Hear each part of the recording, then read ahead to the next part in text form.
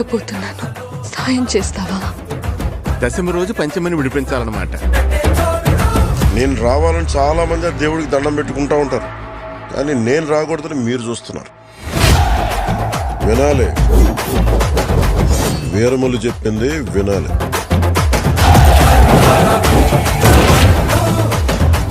నువ్వు మా వెర్రివిస్తున్న మావయ్యవు కదూ.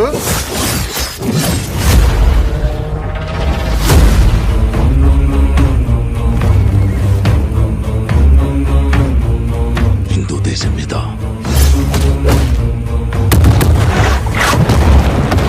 పవిత్రమైన మన జెండా గర్వంగా ఎగరాలి. ప్రకృతికి ఇంకో ధర్మం ఉంది ఔరంగజేబ్.